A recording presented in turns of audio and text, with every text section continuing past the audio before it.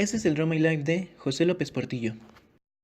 José Guillermo Abel López Portillo y Pacheco nació en la Ciudad de México el 16 de junio de 1920 en el seno de una familia de políticos e intelectuales, de antepasados paternos procedentes de la pequeña localidad española de Caparroso, en Navarra, algo que exaltaba con frecuencia. Su abuelo, José López Portillo y Rojas, se distinguió como escritor en el siglo XIX. Fue miembro de la Academia Mexicana de la Lengua y diputado, senador, gobernador del estado de Jalisco, México y ministro durante el Porfiriato y el periodo golpista de Victoriano Huerta. Su padre, José López Portillo y Weber, de quien siguió en su juventud el consejo de no ir tras el poder, pues pensaba que los defectos de un hombre honrado son las cualidades de un político. Egresó como abogado de la Universidad Nacional Autónoma de México en 1946 y como doctor en Derecho en 1950. Contrajo primeras nupcias con Carmen Román y del matrimonio nacieron 3 hijos, José Ramón, Carmen Beatriz y Paulina. Entró al servicio público hasta 1959 de la mano del Partido Revolucionario Institucional, PRI. Tras ser litigante, catedrático de la Facultad de Derecho de la UNAM, donde, como años después con la banda presidencial, el espacio le fue heredado por Luis Echeverría, su íntimo amigo de la adolescencia, y dio clases a quien le revelaría en la primera magistratura, Miguel de la Madrid. Profesor fundador del doctorado en Ciencias Administrativas de la Escuela Superior de Comercio y Administración del Instituto Politécnico Nacional en 1961, y de escalar jerarquías en el gobierno federal pasando por la Secretaría del Patrimonio Nacional, la Oficina de la Presidencia de la República y la Dirección de la Comisión Federal de Electricidad.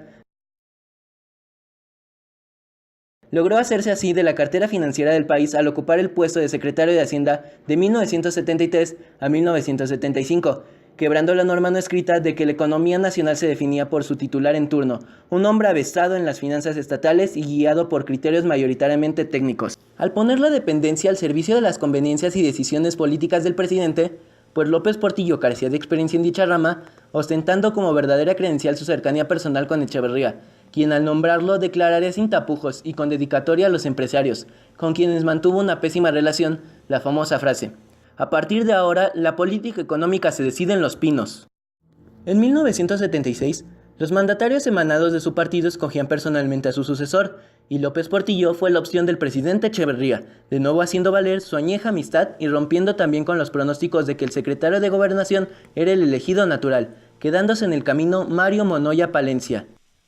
Los siguientes meses, López Portillo realizó el correspondiente proselitismo, bajo el lema "La solución somos todos", pero sin adversario alguno, pues el único partido verdaderamente opositor con registro era el derechista Acción Nacional, PAN. No presentó abanderado debido a fuertes divisiones internas, y la izquierda, aglutinada con el proscrito Partido Comunista Mexicano, PSM, en las universidades públicas y en guerrillas urbanas o rurales, sin contar con otro espacio que el del testimonial, lanzó a uno de sus líderes históricos, el sindicalista Valentín Campa, como candidato simbólico.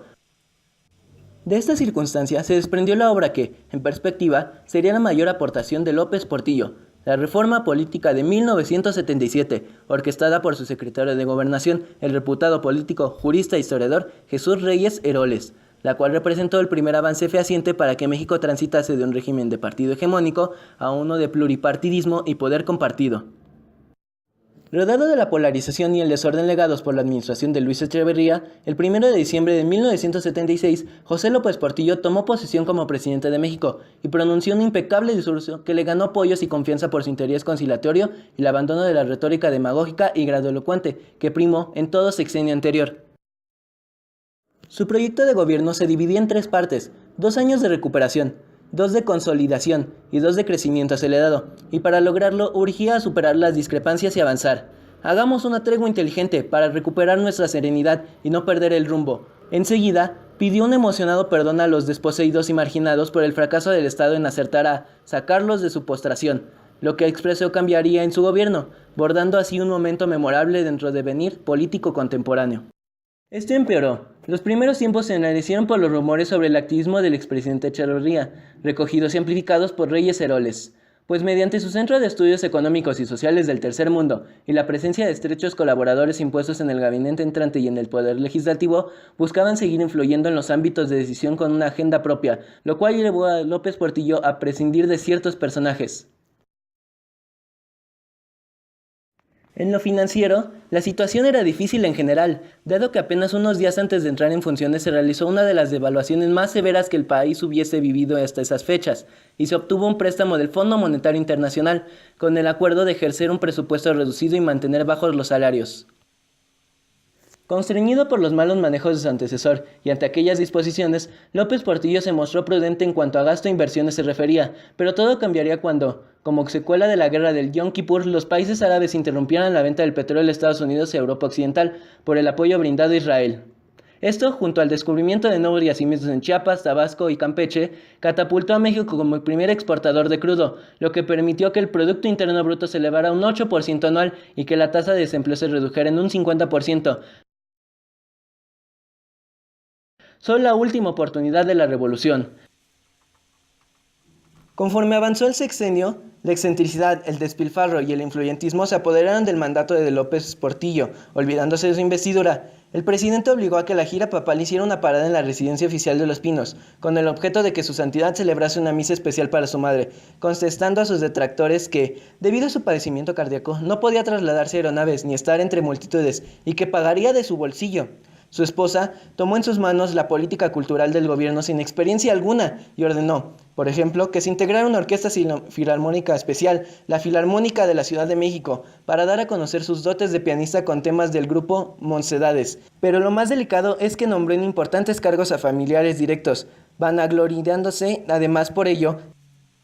En materia económica, su administración se caracterizó, sobre todo después de la primera mitad, por tomar decisiones arbitrarias y financieramente ineptas que detonaron la crisis más severa de la historia de México desde la época revolucionaria, no solo repitiendo, sino aumentando los errores del periodo echeverrista. El gobierno, obnubilado por las ganancias del petróleo y la euforia de los mercados, guardó los propósitos de inicio en un cajón y tramitó a la banca extranjera un playede de préstamos ineflexivamente para sufragar la exploración e infraestructura de explotación de los depósitos petroleros. Puso en marcha proyectos de desarrollo condenados al fracaso por su pomposidad y mala preparación. Y fomentó una obesa burocracia al crear nuevas secretarías de Estado y multitud de organismos, adquiriendo y participando igualmente en más de medio millar de empresas, lo que justo a una corrupción galopante terminó no solo por reducir a cero los excedentes del petróleo, sino por multiplicar la deuda externa ante el aumento de la tasa de intereses. El 1 de septiembre de 1982, día de su último informe de gobierno, habría de encarar a la ciudadanía para anunciarles el caos. Culpó de la debacle a los banqueros y a los socadólares. No admitió tener que ver con el hundimiento financiero del país. Soy responsable del timón, pero no de la tormenta. Y de un plumazo nacionalizó la banca y decretó el control de cambios. En los siguientes años, los resultados de dichas ocurrencias, cuyo costo erario por los conceptos de compra e indemnización del entramado bancario se estimó en unos 3 billones de pesos, fueron más que funestos, como se patentizó al poco tiempo con el apogeo de una banca paralela encubierta en casas bursátiles e instituciones financieras diversas que incentivaron la especulación, con la ingente reprivatización bancaria que puso otra vez a la nación a un paso de la ruina a mediados de la década de los 90, y con el abuso y fracaso del Fondo Bancario de Protección al Ahorro, que en su reestructuración como deuda pública pactada legislativamente en 1998, absorbe hasta la fecha enormes cantidades presupuestarias.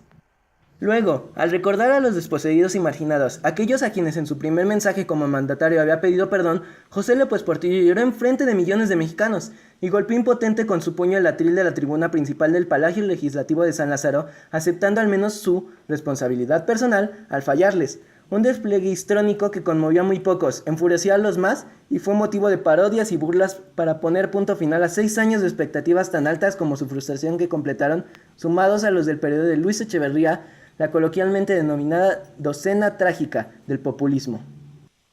Retirado de la política, se dedicó a escribir su biografía y otros libros con mediano éxito, probando suerte también con una marca propia de tequila, Don Q, promocionada con su foto vestida de charro en la etiqueta. Tras concluir su mandato presidencial, se mudó con su familia a una mansión con 4 casas, en los suburbios de la capital mexicana, bautizada popularmente como la Colonia del Perro.